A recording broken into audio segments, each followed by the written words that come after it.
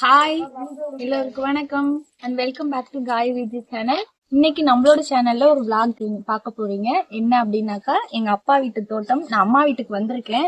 So அம்மா வீட்டு தோட்டம் உள்ள செடி காயெல்லாம் நிறைய போட்டிருக்காங்க. என்னன்னு பார்க்க போறோம். ஸோ வாங்க போலாமா. இதுக்கப்புறம் வீடியோவில் வாய்ஸ் சரியாக கேட்கல, அதனால அடுத்தடுத்து வர கிளிப்க்கு வாய்ஸ் ஓவர் கொடுத்துருக்கேன். வீடியோவில் பேசுகிறதுக்கும் வாய்ஸ் ஓவர் கொடுக்கறதுக்கும் கொஞ்சம் டிஃப்ரென்ஸ் இருக்கும், அட்ஜஸ்ட் பண்ணிக்கோங்க. தோட்டம் என்ட்ரன்ஸ்லேயே தடல் போட்டிருந்தாங்க. உள்ள போனதும் ஃபஸ்ட்டு இருக்கிறது பந்தல் தான். அதில் என்னென்ன கொடி போட்டிருந்தாங்கன்னா, ஒச்சக்காய், அவரைக்காய், புடலங்காய் 3 போட்டிருந்தாங்க. நாட்டு மருந்து கடையில் விதை வாங்கிட்டு வந்து போட்டிருந்தாங்க. போடும்போது எல்லாமே தனித்தனியாக தான் போட்டிருந்தாங்க. கொடி எல்லாம் பெருசாக போனதுனால எல்லாத்தையுமே ஒரே பந்தல்லே விட்டுட்டாங்க. கொடி எல்லாம் நீளமாக போக போக அப்பா அடுத்தடுத்து குச்சி வச்சு கட்டியிருந்தாங்க, அதுக்கு மேலே கொடி போகிறதுக்காக. மோஸ்ட்லி அம்மா காயெல்லாம் கடையில் வாங்க மாட்டாங்க, தோட்டத்தில் இருக்க காயை வச்சு வீட்டுக்கு யூஸ் பண்ணிப்பாங்க. லாஸ்ட் இயர் கத்திரிக்காய், வெண்டைக்காயெல்லாம் நிறையா போட்டிருந்தாங்க. இந்த வருஷமும் போட்டிருந்தாங்க. ஆடெல்லாம் பாதி சாப்பிட்டதுனால இருக்கிறத வச்சு மெயின்டைன் பண்ணிட்டு இருக்காங்க. பந்தல் தாண்டி போனதும் மரவள்ளி கிழங்கு போட்டிருந்தாங்க. போன வருஷம் ஃபுல்லாக மரவள்ளி கிழங்கு தான் போட்டிருந்தாங்க. அதை அறுவடை பண்ண குச்சிலேருந்து மறுபடியும் நட்டு வச்சு இவ்வளோ தூரம் செடி வளர்ந்துருக்கு. போன வருஷம் கிழங்கு நிறைய எடுத்திருந்தாங்க. எனக்கு என் அக்காவுக்கெலாம் கொடுத்தது போக அக்கம் பக்கத்தில் உள்ளவங்களுக்குலாம் நிறைய பேருக்கு கிழங்கு கொடுத்துருந்தாங்க.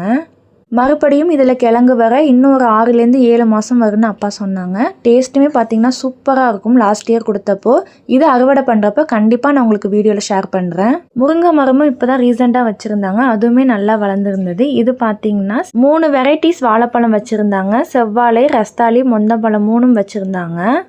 லாஸ்ட் வீக் தான் ரஸ்தாளி பழம் கட் பண்ணியிருந்தாங்க. ஒரு காய் பார்த்திங்கன்னா நான் வீடியோவில் காட்டுறது போல் அந்த சைஸில் இருந்தது. அவ்வளோ பெரிய காய் பிடிச்சிருந்தது. இது எல்லாத்தையுமே அப்பா கட் பண்ணி எடுத்துட்டாங்க. லாஸ்ட்டாக ஊருக்கு வரும்போது கொண்டு வந்திருந்தாங்க. இப்போயும் ஊர்லேருந்து வீட்டுக்கு போகும்போதும் கொடுத்து விட்டுருந்தாங்க. அவ்வளோ காய் காய்ச்சிருந்தது. முன்னாடியே பழம் எல்லாத்தையும் கட் பண்ணதுனால வீடியோவில் ஷேர் பண்ண முடியல. இதெல்லாமே பார்த்திங்கன்னா நாட்டு தக்காளி. ஒரு செடியிலே 2 கிலோக்கு மேலே தக்காளி காய்ச்சிருந்தது. போன வருஷத்தை விட இந்த வருஷம் தக்காளி நல்லாவே காப்பு கொடுத்துருந்தது. அவ்வளோ தக்காளி காய்ச்சிருந்தது. உங்களுக்கு வீடியோவில் பார்க்கும்போதே தெரியும் எவ்வளோ தக்காளி இருக்குன்னு சொல்லி. லைட்டாக தக்காளி பழம் பழுத்து வரும்போது கட் பண்ணி எல்லாத்தையும் அம்மா எடுத்துடுவாங்க. இதில் எந்த விதமான மருந்தும் போட்டு வளர்க்கலை, நேச்சுரலான உரம் போட்டு எல்லா செடியும் வளர்த்துருக்காங்க. எவ்வளோ காய் இருக்குது பாருங்கள். அடியில் எடுக்க எடுக்க அவ்வளோ காய் இருந்தது. கிளை பெருசாக போகிறதுனால இதுக்குமே அப்பா குச்சி வச்சு அதுக்கு மேலே கொடி விடணும்னு சொல்லிட்டு இருந்தாங்க. இந்த பக்கமும் தக்காளி பழம் தான் போட்டிருந்தாங்க. அது மட்டும் இல்லை, எந்த செடியில் கிளை பழுத்திருந்தாலும் கையோட அப்பா அதை கட் பண்ணி விட்டுடுவாங்க. ஏன் அப்படின்னாக்கா, நல்ல கிளைக்கு போகக்கூடிய சத்து எல்லாமே பழுத்த கிளைக்கும் போகுங்கிறதுனால கையோட அதையும் கட் பண்ணி விட்டுடுவாங்க. கீரையுமே போட்டிருந்தாங்க. இந்த வருஷம் வெறும் மணத்து தக்காளி கீரை மட்டும் போட்டிருந்தாங்க. லாஸ்ட் இயர் தண்டு கீரை போட்டிருந்தாங்க. இந்த வருஷம் போட்டிருந்தாங்க. அது எல்லாத்தையும் ஆடு சாப்பிட்டதுனால அது எல்லாத்தையும் கட் பண்ணி எடுத்துட்டாங்க. தோட்டத்தில் காய்கறி போடுறதுலாம் ஒன்றுமே இல்லை. அது எல்லாத்தையும் ஆடு மாடுகள்கிட்டருந்து காப்பாற்றுறது தான் ரொம்ப பெரிய விஷயமே.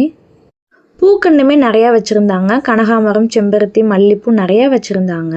செம்பருத்தி கண்ணில் இன்னும் பூ வைக்க ஆரம்பிக்கலை.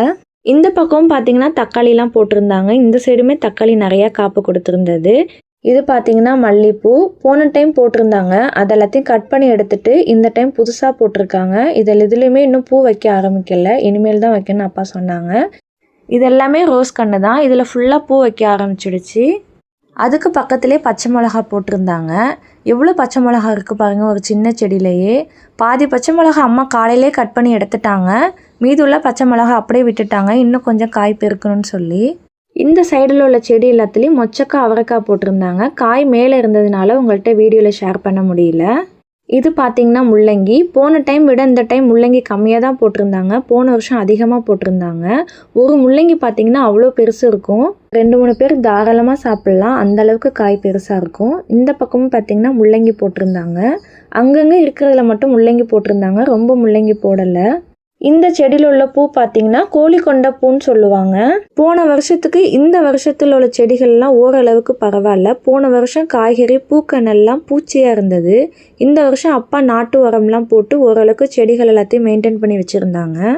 அவ்வளோதாங்க, இதோட இந்த விளாக் முடியுது. அடுத்த ஒரு இன்ட்ரெஸ்டிங்கான விளாகில் உங்கள் எல்லாரையும் நான் மீட் பண்ணுறேன். நம்மளோட சேனல் பிடிச்சிருந்தா லைக், ஷேர் அண்ட் சப்ஸ்கிரைப் பண்ணிக்கோங்க. தேங்க்யூ.